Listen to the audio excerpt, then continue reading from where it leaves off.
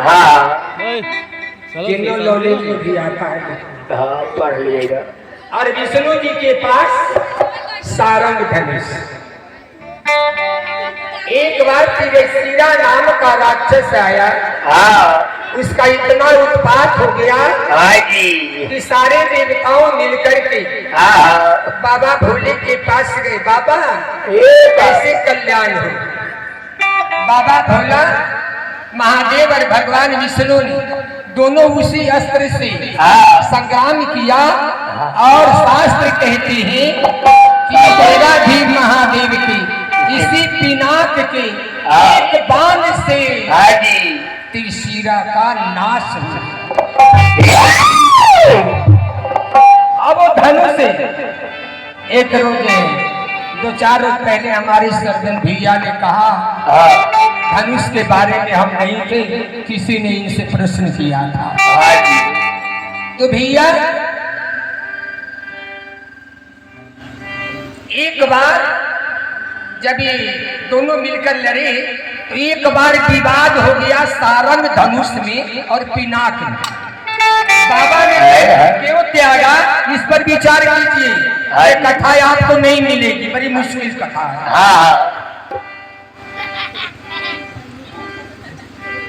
तो सारंग कहे मैं बलवान हूँ तुमसे, और पिनाक कहे मैं बलवान। दोनों का जब प्रदर्शन हुआ तो जीत गया सारंग धनुष। भगवान विष्णु वाला जीत गया। उस समय से बाबा ने पिनाक का परित्याग कर कहा याद पिनाक हम तुम्हें अपने पास नहीं रखेंगे। पिनाक रोने लगा। बाबा ने आशीर्वाद दिया पिनाक तुम्हारा उद्धार होगा, लेकिन त्रेता में जब रामा अवतार होगा तब तुम्हारा उद्धार होगा। जय हो जय हो। राजा जनक के 16वें पीढ़ी पीछे राजा ययाति के वो पुत्र थे देवदत्त। राजा जनक के 16वें पीढ़ी। तो पिनाक को जब त्यागा बाबा ने तो इंद्र के पास चला, और इंद्र ने राजा जनक के 16वें पीढ़ी राजा दत्त को जो राजा निमि के पुत्र थे प्रदान किया। और फिर इंद्र से राजा जनक के वंशज में आ गए। तब से विचार पकड़े रहिएगा कौन धनुष से टूटा और कौन धनुष फिर राम ने पाया। हमने आपको सूत्र दे दिया। राजा जनक ने प्रण किया।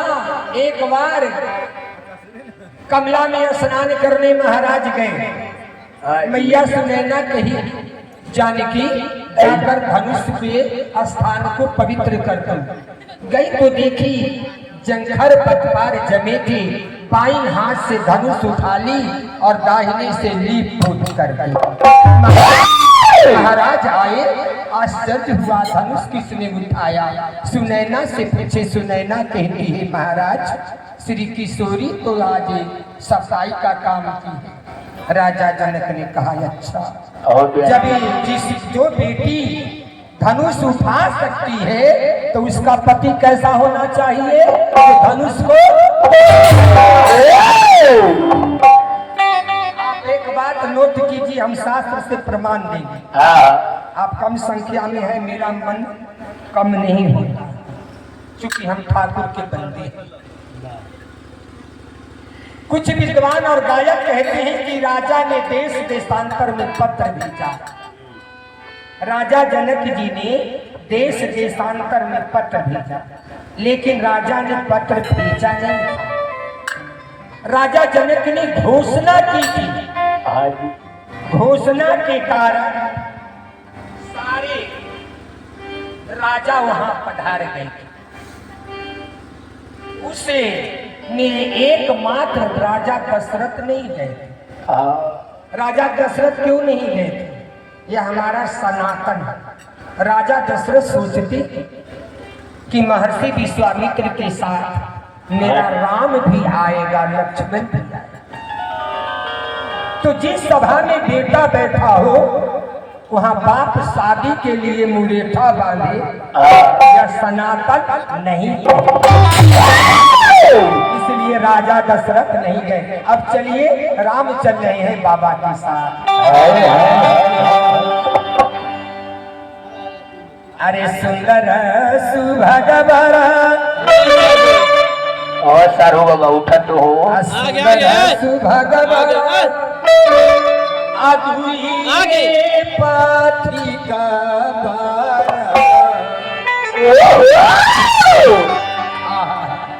जैसे मिथिला में आए,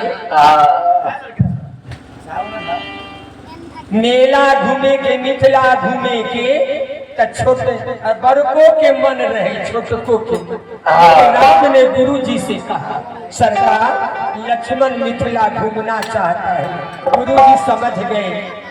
हम एक एक उदाहरण जहाँ कहाँ का देंगे कि नाथ लखनपुरी देखन चाहिए, आ प्रभु संकोच डर प्रगट।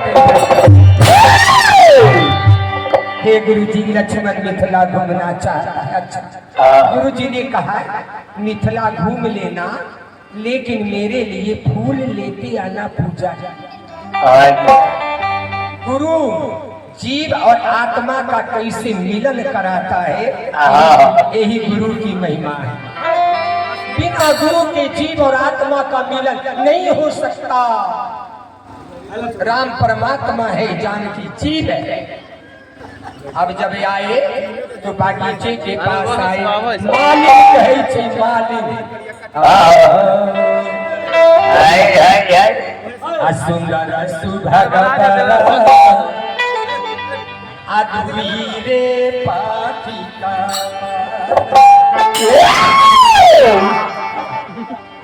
सुंदर सुभगवर अद्वीरे पाथिका पर आकिए आयो राजा जी के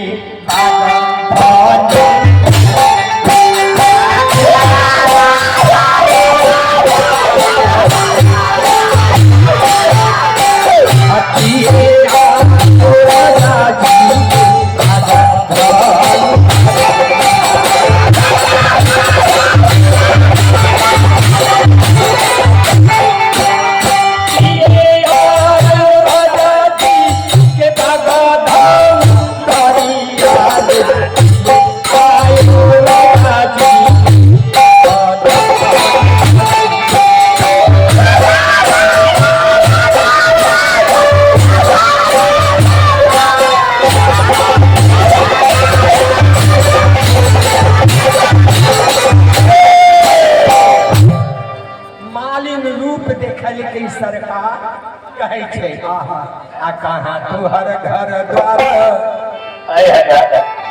आ कहाँ कौने है नगरिया। मनोहर भैया की ओर से 101 रुपये का रास परमात्मा सदा सुखी। आ कहाँ तुहर घर द्वार, आ कौने है नगरिया। यो सरकार पुरुषा तोरा